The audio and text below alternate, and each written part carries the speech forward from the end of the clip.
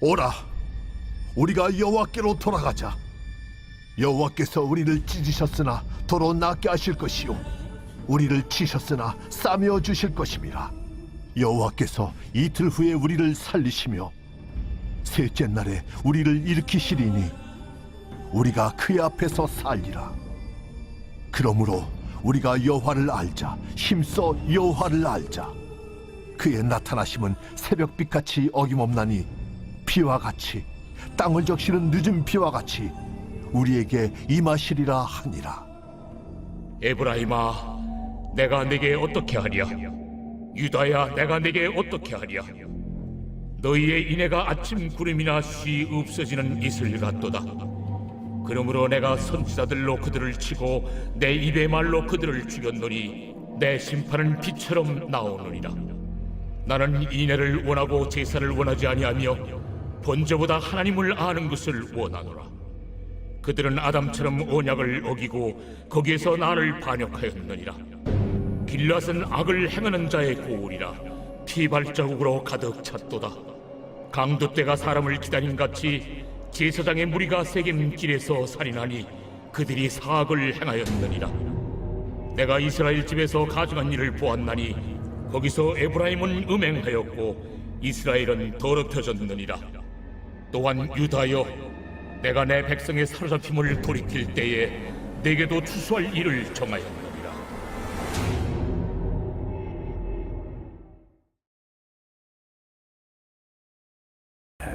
우리 모두가 살고 있는 이 세상, 이것에서 우리는 먹고 자고 공부하고 일하고 또 놀러가고 그렇게 살아가고 있는 이 세상에 대해서 우리는 거의 알지를 못합니다.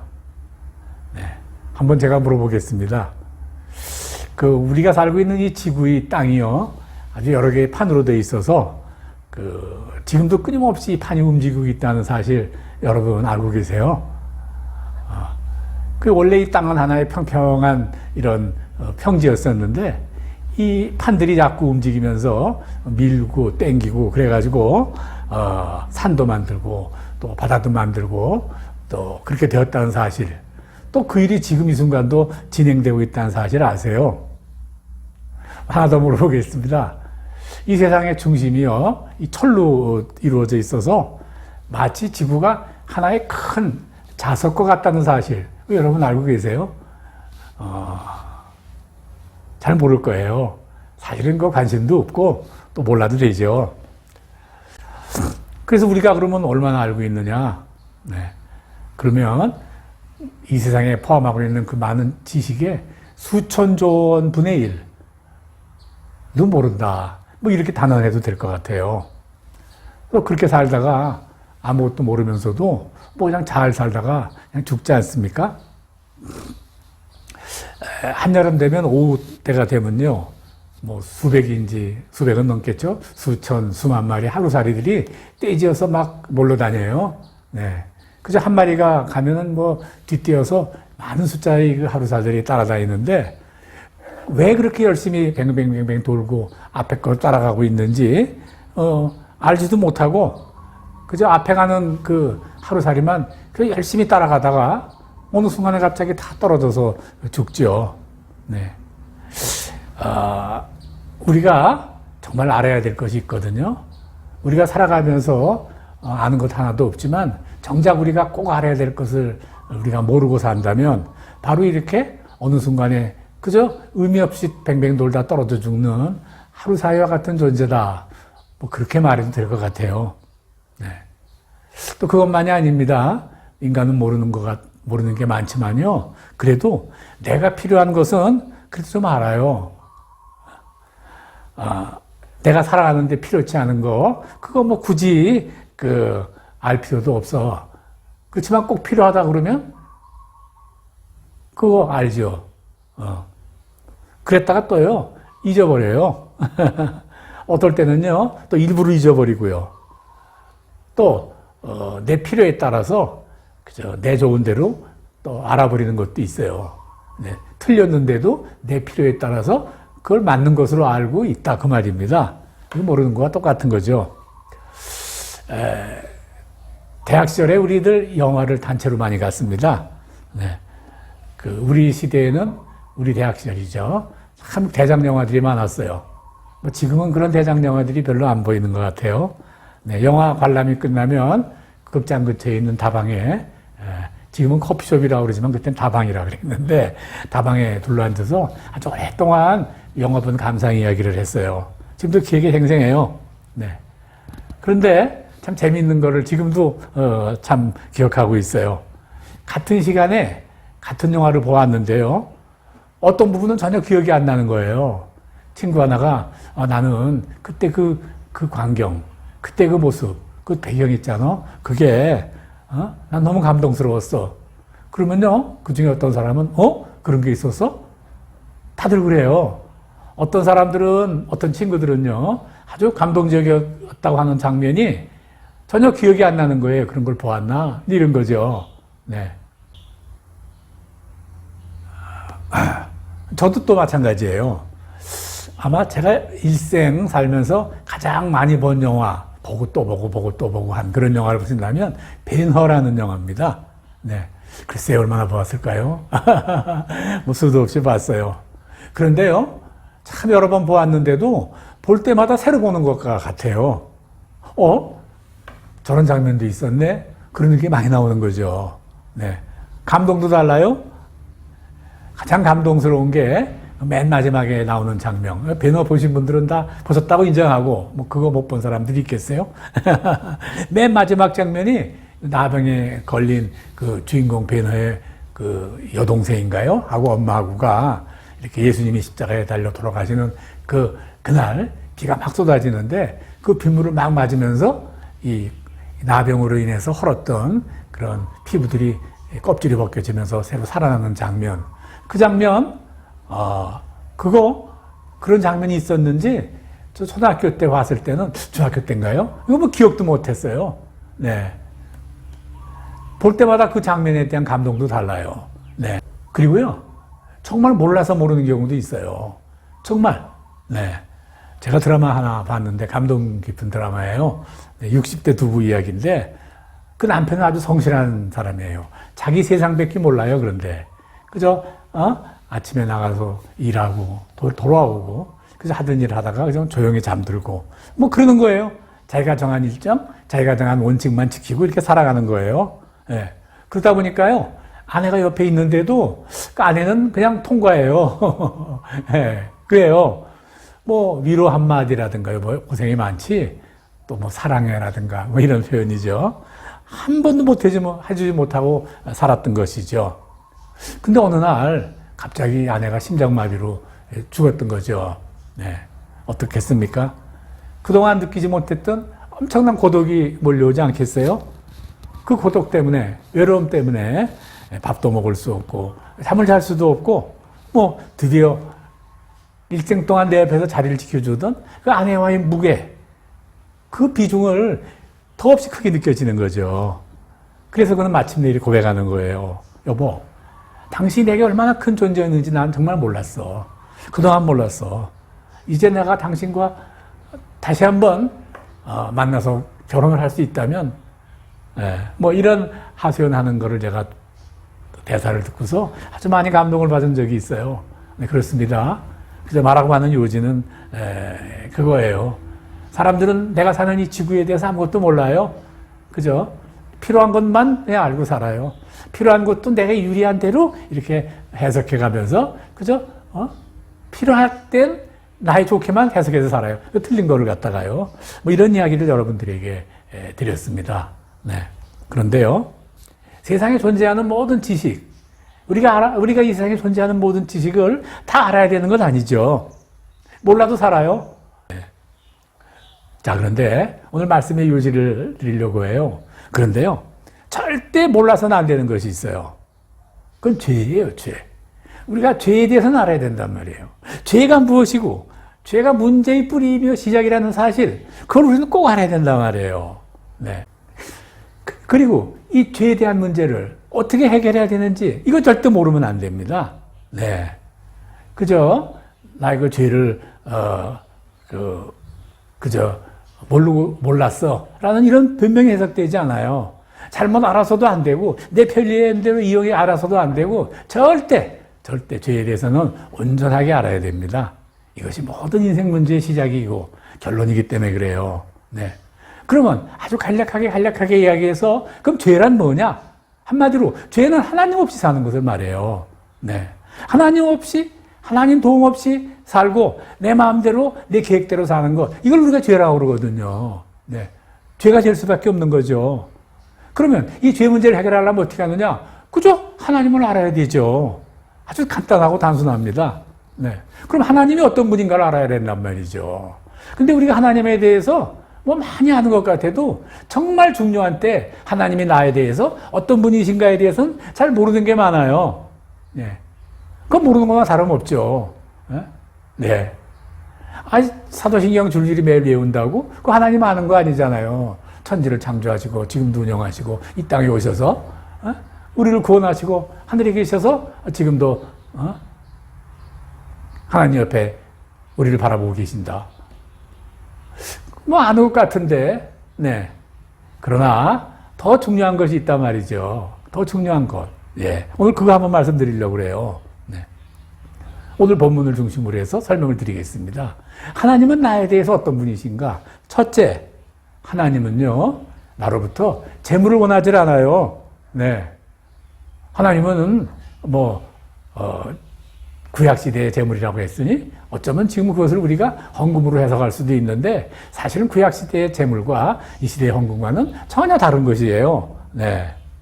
그런데 구약성경에서 뭐라고 그러냐 하면요. 성전에서 드리는, 하나님께 드리는 재물은 온전해야 된다. 그렇게 가르치시죠. 네. 그래서 신약시대에 사는 우리들도요.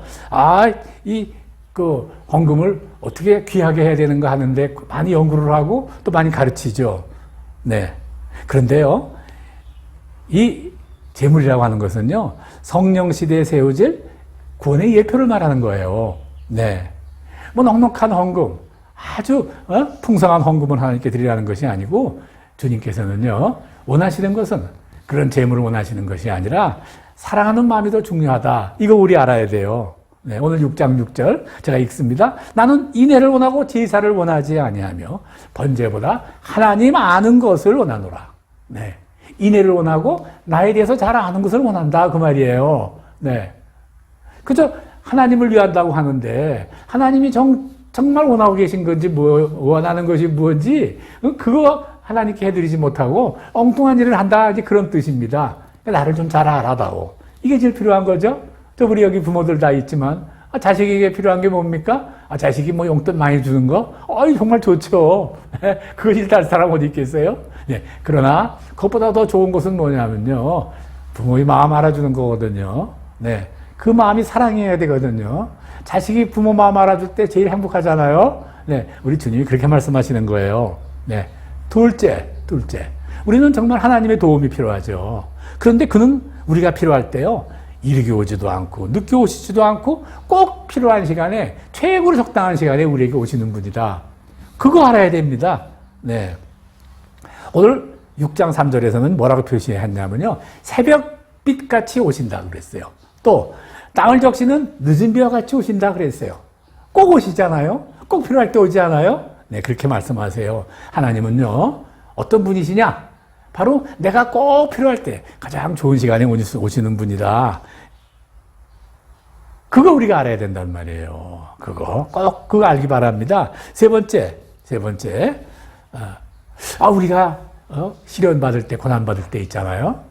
시련, 고난 있으면서요. 하나님 원망하죠. 그래요. 맞아요. 네. 하나님이 그렇게 하신 거예요. 네. 그런데요. 하나님이 원하시는 게 있어서 그렇게 하신 거예요. 네?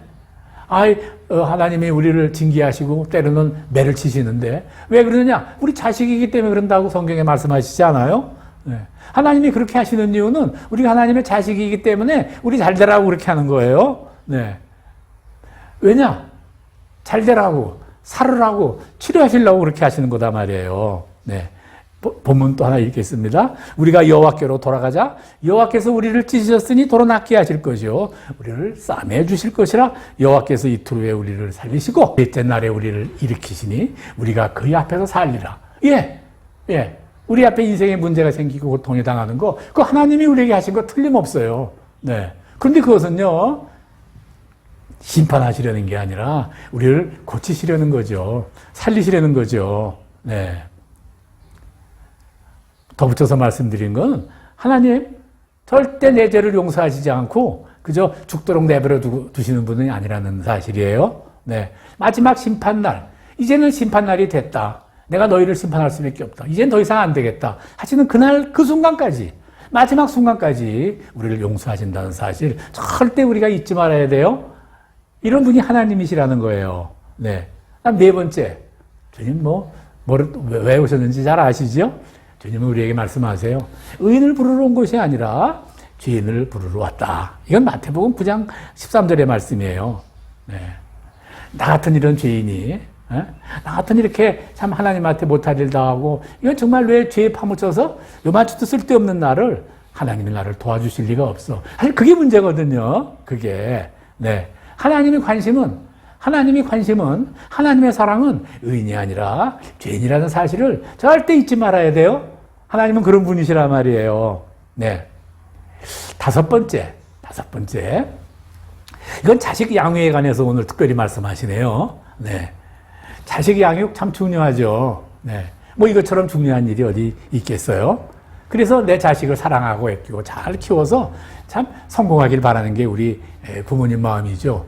그러면 그렇게 자식을 잘 키워서 성공하게 바란다면 효자가 돼야 되겠죠, 또. 그렇죠? 어떻게 되느냐? 하나님께 순종해야 된다고 말씀하세요. 네.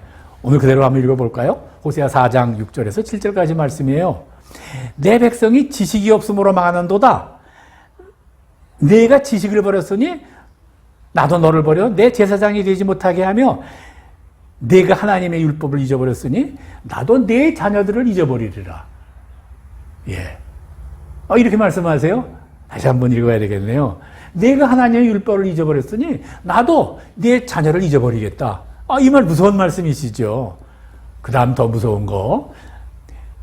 그들은, 내 자녀들은 번성할수록 내게 범죄하리니 내가 그들의 영화를 변하여 욕이 되게 하리라. 번성할수록 부모에게 잘하고 더 성공의 길을 잘 걸어야 될 텐데, 번성하면 할수록 부모의 멸류관이 되는 게 아니라 부모의 욕이 되게 하겠단 말이죠. 그런 사람 많잖아요. 너만 잘 되면 돼. 그래. 너 이렇게 해라. 네가 최고다. 너 하고 축교 세워주니까 결과가 어떻게 되는지 이거 우리 사회면 기사 보면 많이 나와 있잖아요. 네, 그래요. 네.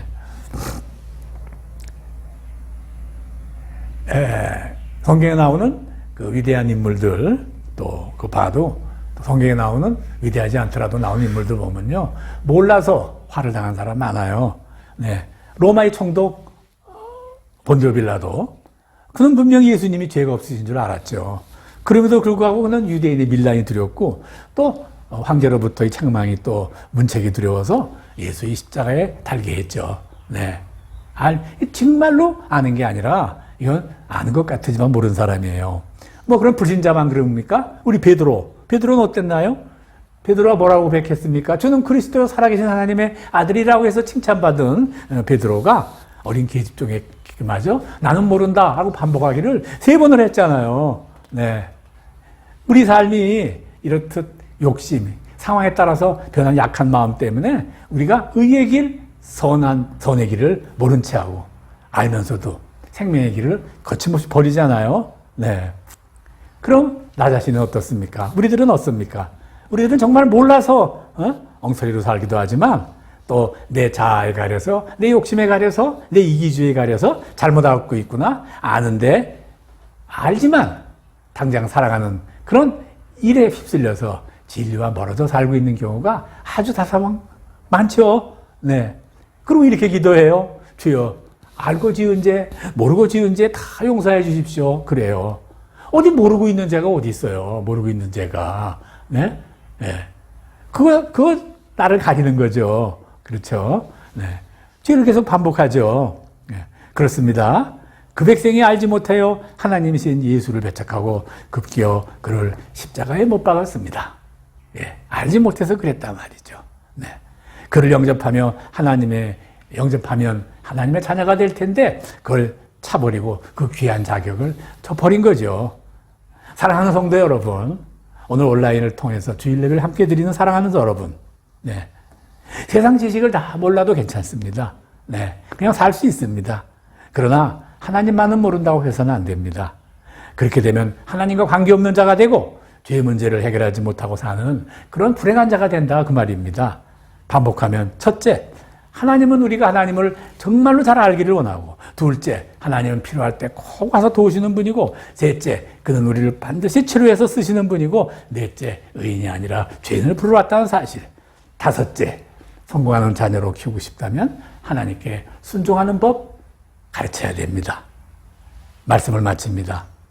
사랑하는 여러분, 우리 모두 다 세상에서는 복 받고 죽어서는 영원한 생명을 얻어 하나님의 나라에 살아가는 복리를 누릴 수 있는 그런 성도들의 삶을 살기를 우리 예수님 이름으로 축원합니다.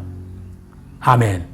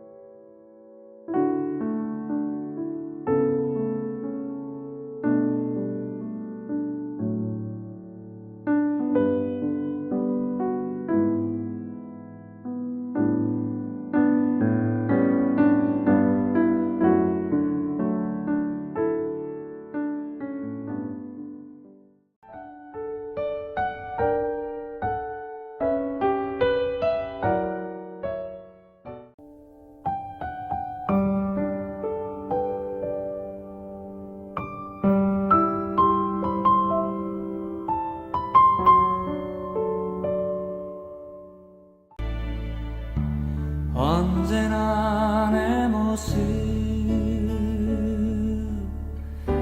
너무나 부끄러워 무릎으로 주님께 기도로 가오니 나 홀로